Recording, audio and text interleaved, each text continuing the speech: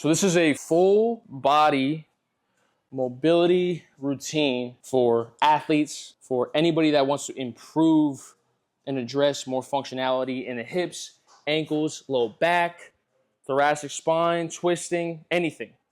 This is the full package, and I'm literally not using any equipment at all.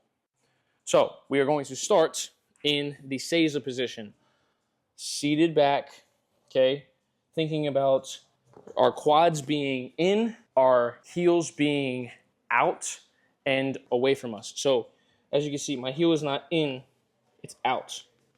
And this is on both sides of my feet. If you saw me from behind, this is what it would look like. I'm seated on my heels and my heels are facing away from me. Why? Because I want to open up this area of my ankle while also opening up the quad. Now, if you guys cannot do this, we start most people at this level, just feeling out their mobility. But I want you to think about keeping a flat back as you do this movement. So we like to hold this comfortably. And you can start at whatever level, like that pulsing, for a minute. Just feeling out between sides. Sometimes we like to have people shift. Try to keep thinking my chest is flat and I'm opening up my lower legs and my knees and my quads. Just be comfortable here. Then we're gonna get into the big toe stretch, okay? Same idea, nothing changes. Quads stay in, heels stay facing away from us, out, pointed away from us, and we're sinking back onto our heels, keeping the chest high and just being comfortable here. Again, my back is flat, I wanna arch my spine. That's gonna create a little bit more mobility for the hip to ankle ratio. Okay, and again, you can start at this level if this is too much. Right, we just start on the ground. If like this, you can't even get into deep knee bend, just open up here. Just working, just with control, just feeling it out, and just from the back angle, just so you can see what it looks like. Again, minute hold here. Being comfortable, chest up. Boom. Now we're gonna get into Seiza hip shifts. So we're gonna get back on sitting here on the ground, okay? And we are basically gonna be targeting mainly the glutes here. So we're gonna be hanging out and we're gonna raise, basically bring our hips slightly forward, shift to one side, and then pulse in that area. And then I'm gonna come back to the middle. Shift to the other side and pulse. And I wanna load my glutes. Think about keeping my back arched, chest high. And if you need assistance, again, we're getting here. Boom. How does this look from the front angle? When I'm here, shoulders over my hips, turn, pulse. We're gonna get 5 reps controlled on both sides. Again, the pulses aren't reps. Just shifting to each side is reps. So I just wanna feel it out. If I have a tighter side, my left side's a little tighter, boom. Spend a little bit more time. Really think about my glute opening up, right? So if I just show you from the backside angle, I'm here, I turn, and I'm sinking back. I turn again, and I'm sinking back, keeping my back flat. Then we're gonna get into loading the heel down. So I like to call these just Seiza single leg squats. So we're here, okay? And I'm basically pressing into the floor on one leg. And I alternate between sides. So I'm here, sink down to the floor, get as deep as I can, but I wanna think about keeping my heel away from me, my glute inside. So you guys see that? You see my heel? My glute is inside. And then I'm pressing up into the ground, basically curling my toe, and I'm alternating between sides, keeping my chest up and using this to squat and curl the toe on the other side. You guys want to just alternate 10 reps just like this with good control. Okay, now we want to get into a simple butterfly. Okay, we're not using the wall at all right now. So basically what we want to do is instead of just doing normal butterfly, we're going to bring the hips further back and then think about arching the back. Okay, and if you can't do this, you bring the feet even wider and then you push behind you and arch your back. Okay, and this isn't necessarily to just open up the groin. We want to kind of think about opening up the hip underneath. Okay, it's very technical. Keep the chest high, and I'm basically pulsing, reaching out as far as I can out in front of me, But you see how my back is completely flat. So I actually want to bring my glutes back all the way to here and then arch my back and get to there. And if you need help, you use assistance and you're continuously pulsing, trying to bring your hips with you as you're going. Does that make sense? You want to work this for about a minute with good control, okay? Then we're going to go pigeon tracers. So what this looks like is targeting purely the outer glutes. So you're going to be here. This foot is up here in the front, okay? What it looks like from the front angle. This is here, boom.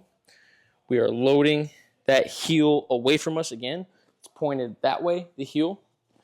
This back leg, we're going to put over us on this side. And we're going to sink back into this outer glute, getting reps. Your torso is kind of cutting the ankle of your front foot. Like my head is over my ankle. And I'm basically pulsing, getting a deep stretch into this glute on the back side. How does it look like? From here, bring this foot over, and then I'm sinking back. Just getting reps. And you want to notice, again, I have that flat back. My chest is high, and I'm here, boom. Getting reps there. Now, again, you want to hit both of these for a minute each side and just feel out that side that you have more tightness. For me, again, it's my left. Back straight as much as you can, and we're controlling there, okay? Then we want to get into a squat to straight leg. So you can use anything that you need for assistance, and all I'm doing is getting toes in, knees out. So what does that look like? Toes in, knees out. And I'm going on the wall, and I'm basically squatting as deep as I possibly can with my back completely flat. And then I'm coming up the wall with my heels floating, locking out my legs. Still thinking about keeping a slightly flat back. Even if my back slightly rounds, I'm still thinking keep it strong. And I'm controlling down each way. You want to get about 10 reps between sides here. Keeping control. Boom. And then the last thing for the lower body, and we're only going to do one movement for the upper body, is a split squat hold. So all I'm doing, I'm using the ground, and you don't need to go fully deep range split squat, okay? You can start up high. So basically if I'm here, my feet are toes in, right? And the heel is out on my back leg. So if you guys can see that, toe in, heel out on the back leg. I'm here, and I'm going down to the point where I know I can feel a stretch in my hip flexor. And I'm only spending time thinking about my hip flexor being opened up and then pressing back up. So it's just a basic split squat to a deep range hip flexor stretch. And you're coming back up to the top. Just that alone. So you find that hip flexor stretch, you load it, really extend the back leg, and then press back up. So I'm controlling between sides. Again, feel this out, find the tighter side, work both sides for about a minute, or alternate for 2 minutes. And as you notice, if I'm controlling the way down and I find that hip flexor stretch, boom, right there, extend my back leg, breathe into that hip flexor, and then come back up. If you notice, no sets and reps, all minute, all timing, okay? The last thing that we got for the mobility day, for the upper body alone, one movement. They're called Seiza coils. Okay, simple as that. Sitting on the heels are away from us. We are reaching to the sky, twisting this hand. This hand goes to the elbow of the hip. Again, I'm thinking about keeping my back flat. Arching, reaching to the sky, twisting between sides, and this elbow goes to this hip now.